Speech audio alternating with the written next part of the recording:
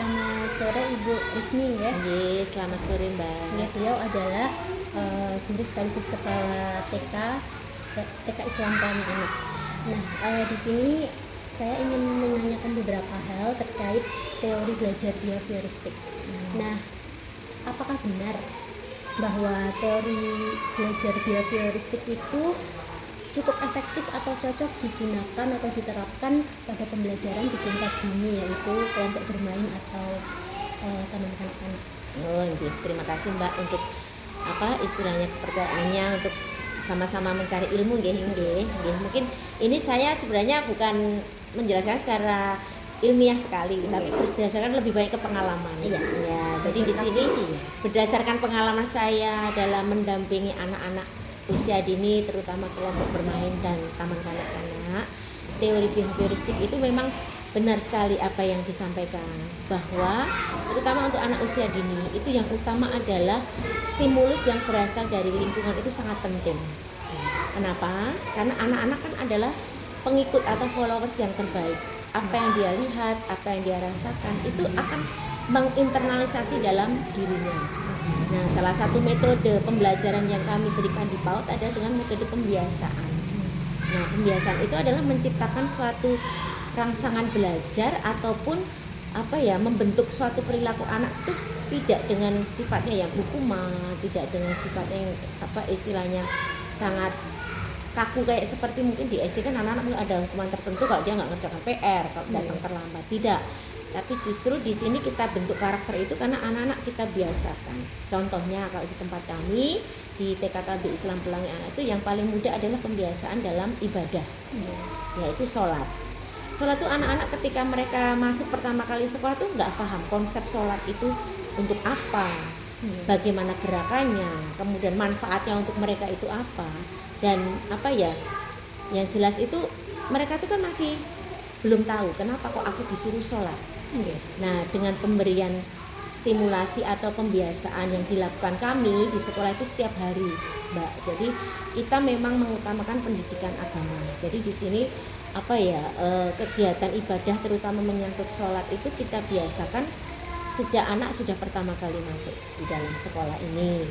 Nah, dalam prosesnya entah anak nanti mungkin ya usia playgroup itu dia belum bisa tenang fokus dengan gerakan sholat, belum hafal dengan bacaannya, itu kan proses.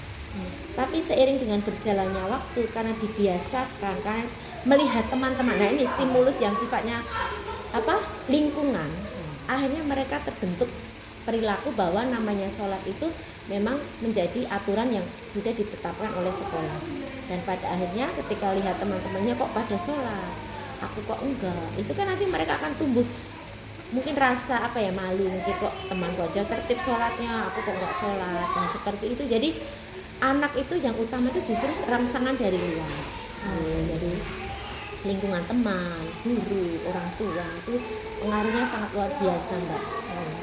Terutama pembiasaan seperti itu. Kemudian perilaku, pembentukan perilaku, mungkin di rumah dia ketika belum sekolah egonya tinggi ya, karena di rumah mungkin dia anak pertama, segala sesuatunya harus dituruti.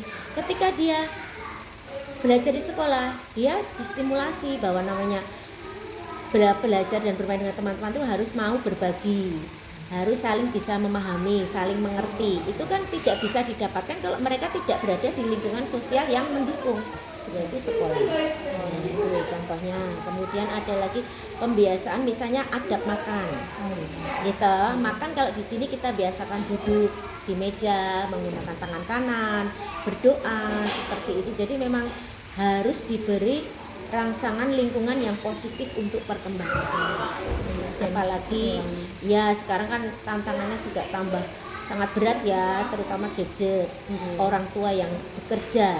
Siapa yang akan membentuk mereka selain sekolah? Kan nggak mungkin kita mengandalkan sewu, kalau pengasuh kan dia hanya dapat pengasuhannya, tapi pendidikannya.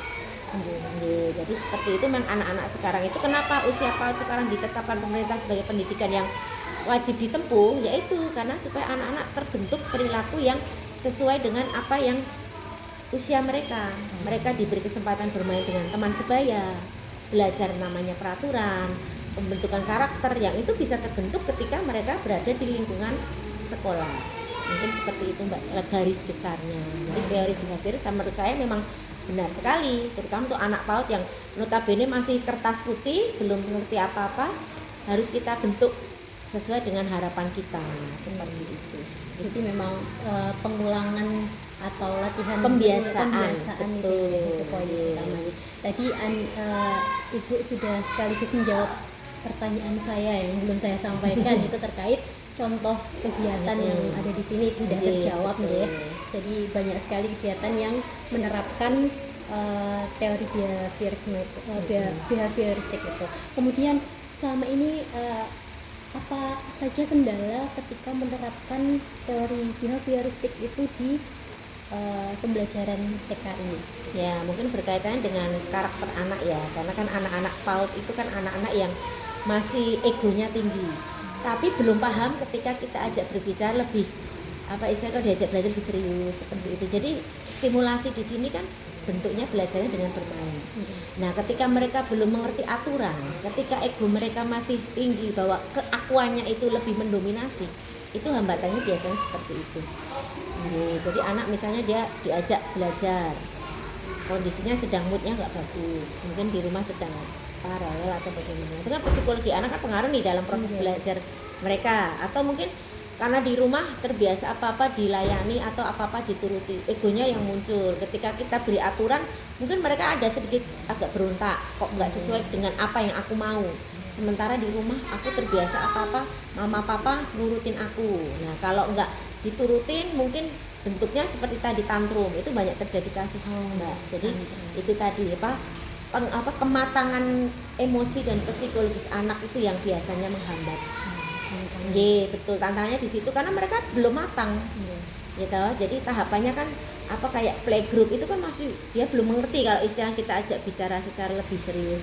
Nah, mungkin dengan bentuknya reward, dengan bentuk istilahnya kita nasihati kalau dia melakukan kesalahan. Nah, seperti itu lebih ke stimulusnya yang lebih real gitu. Nanti kalau udah terbiasa akan terbentuk dengan sendirinya karena mereka udah biasa gitu. Nah, bahkan kalau misalnya contoh kita nggak pancing ya, misal sholat asar kita nggak sholat, mereka bertanya, Umi kenapa kok tidak sholat? Itu kan berarti karakter mereka sudah tahu bahwa sholat asar itu harus dilakukan. Kenapa kok ini di luar dari kebiasaan? Akhirnya mereka bertanya, berarti kan mereka sudah mulai ngerti apa yang harus mereka lakukan. Ketika itu suatu berbeda, pasti mereka akan bertanya. Jadi sudah terbentuk perilaku yang diinginkan. Nah betul, jadi kita pancing, coba nggak diajak sholat dulu, pasti ada yang bertanya. Atau kalau nggak misalnya, Umi hari ini mau belajar apa? Nah, hal seperti itu kan bisa dibentuk karena mereka dibiasakan. Betul. Jadi tantangannya hanya di ini Mbak, kematangan psikologi dan emosional anak aja sih, lebih di situ. Tapi insya Allah kalau dengan bertambahnya usia kan tambah matang nih psikologi dan emosinya, lebih mudah untuk diarahkan. Semua anak kan pasti juga berkembang, nggak mungkin akan seperti itu terus kan. Betul. Oke, baik, mungkin cukup untuk pertanyaannya, informasinya sangat bermanfaat sekali. Terima kasih. Sami-sami Mbak. Waalaikumsalam.